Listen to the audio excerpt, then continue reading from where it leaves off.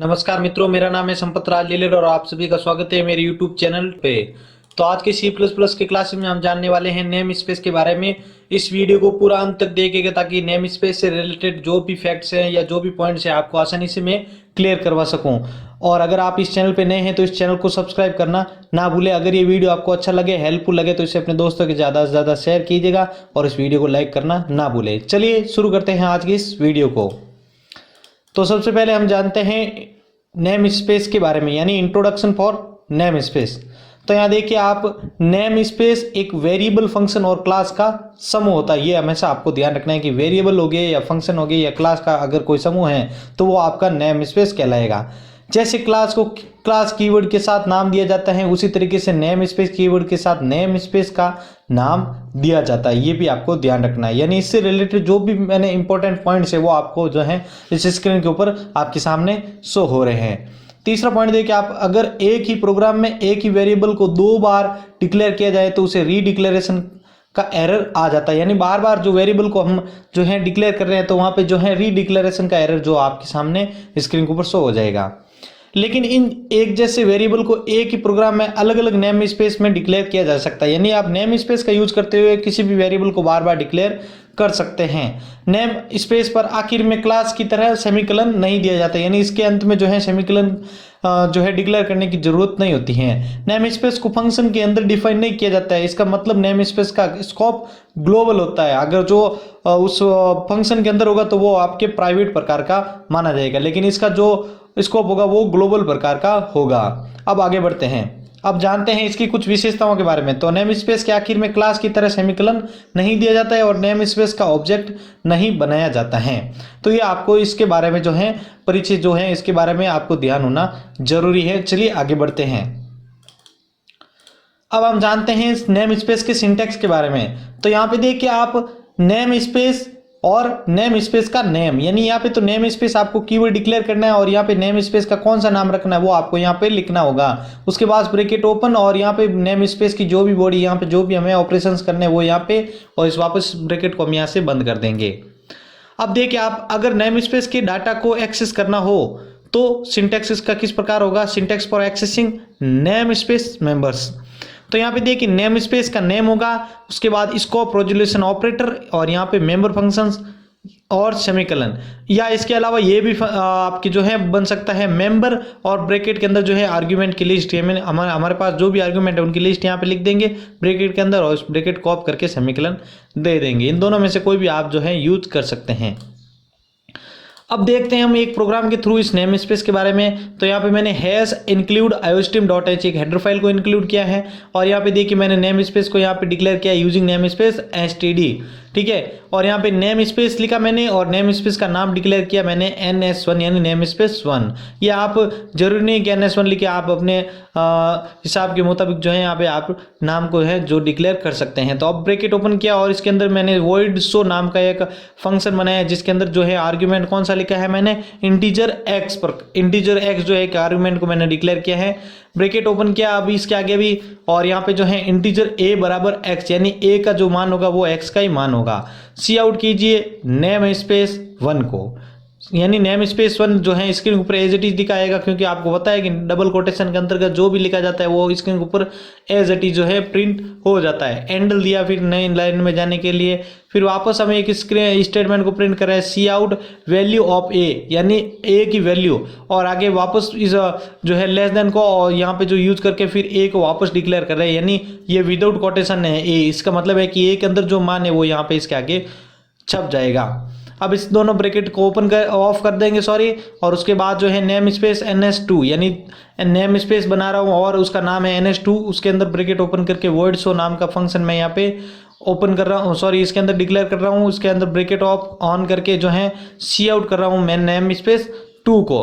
अब जो है इसको हम प्रोग्राम को जो है डबल को दोनों ब्रैकेट को ऑफ करके यहाँ पे जो है बंद कर रहे हैं। इसके आगे और भी हैं, यहाँ पे देखिए अब मैं इंटीजर मेन फंक्शन को क्रिएट कर रहा हूँ और इसके अंदर जो है ब्रैकेट ऑन करके इसके अंदर जो है ns1, यानी ns1 और ns2 तो हमने पिछले जो पेज के अंदर जो है क्रिएट कर दिए थे, उसके अंदर हमने बना दिए थे, लेकिन अब मेन फंक्शन यहाँ पे काम होता है। यानी यहाँ पे जो है सबसे पहले प्रोग्राम यहाँ पर जो है चेक करेगा प्रोग्राम को। तो ns1 स्कोप रेजोल्यूशन सो 6 यानी ns1 के अंदर जो है सो 6 करना है, यानी आपने इंटीजर x को डिक्लेयर किया तो x का मान अब ये दे रहा है 6, यानी ये बराबर भी 6 हुआ। तो अब accessing method of name space, यानी यहाँ पे हम जो एक्सेस कर रहे हैं ns2 स्कोप रेजोल्यूशन ऑपरेटर और सो, यहाँ पे जो है हमने अभी लास्ट में देखा था कि ns2 को शो करने के लिए हमने जो है शो नाम का सिंपल सा फंक्शन क्रिएट कर दिया था।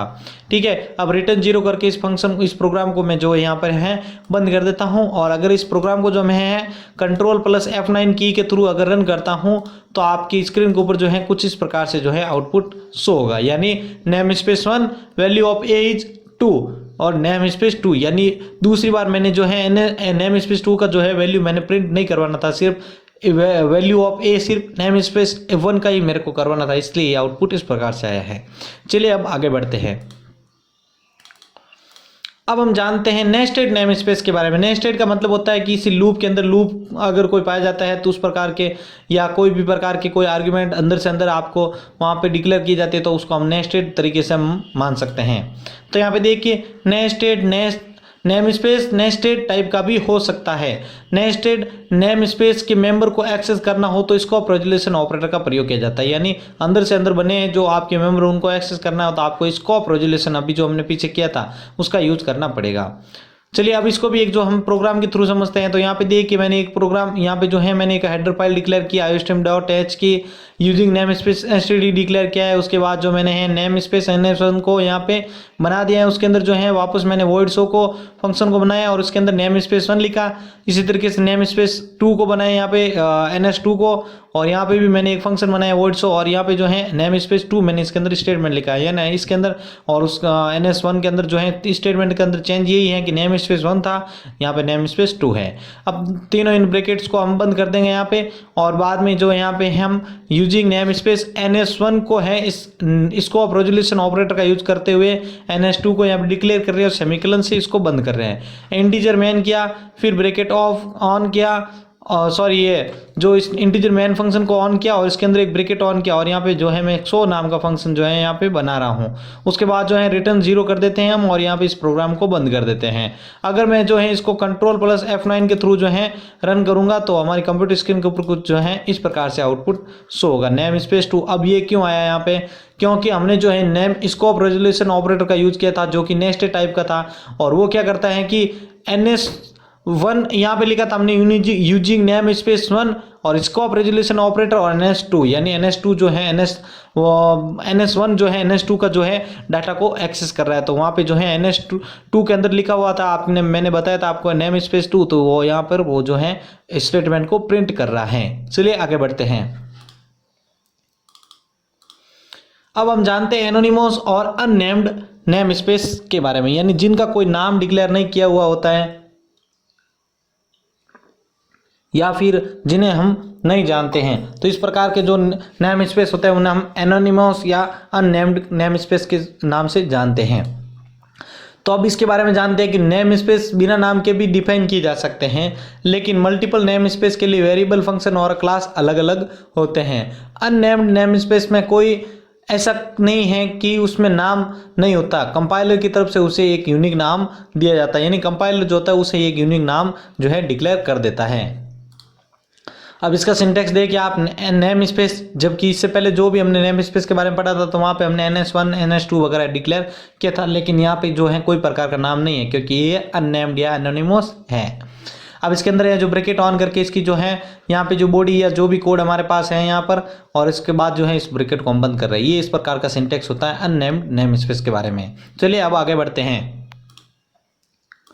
अब जो है हम एक प्रोग्राम के थ्रू इसको समझते हैं। तो यहाँ पे देखिए एक मैंने हेडर फाइल ऑन की iostream.h की यूजिंग नेम स्पेस std, और यहाँ पे जो है नेम स्पेस को डिक्लेयर कर रहा हूँ लेकिन इसका कोई मैं नाम नहीं दे रहा हूँ। अब ब्रैकेट के अंदर एक void show फंक्शन ऑन किया, उसके बाद जो है मैं यहाँ पर ब्रैकेट को ऑन करके इसके अंदर जो है मैं एक स्टेटमेंट को प्रिंट कर रहा हूँ नेम स्पेस 1 को, ब्रैकेट दोनों ऑफ किए इसके अब बाद में, और यहाँ पे भी एक मैंने नेम स्पेस दिया लेकिन इसका भी नाम मैंने डिक्लेयर नहीं किया।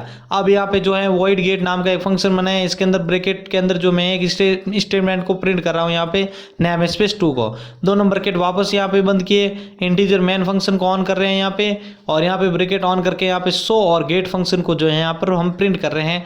और इसका जो है रिटर्न जीरो है, जो ये रिटर्न जो है जीरो यानी नल वैल्यू होगा, और इसके बाद ब्रैकेट सेमीकोलन से इस प्रोग्राम को बंद करते हैं, इस लाइन को बंद करते हैं, और ये इस ब्रैकेट के द्वारा जो है इस प्रोग्राम को हम बंद कर देते हैं। अब इस प्रोग्राम को भी अगर हम जो है Ctrl+F9 के थ्रू यदि रन करते हैं तो हमारे कंप्यूटर स्क्रीन के ऊपर जो है कुछ इस प्रकार से जो है आउटपुट होगा, यानी वर्ड शो के अंदर नेम स्पेस 1 था और वर्ड गेट के अंदर नेम स्पेस 2 था, वो यहाँ पर प्रिंट हो चुके हैं। तो इस प्रकार से जो है हम इसको अननेम्ड को समझ सकते हैं। तो ये वीडियो था आज हमारे नेम स्पेस से रिलेटेड। अगर इस वीडियो के अंदर आपको कोई भी प्रकार की प्रॉब्लम आई है तो आप नीचे दिए गए कमेंट बॉक्स में जरूर लिखें। मैं संपत आपसे अलविदा लेता हूँ। धन्यवाद।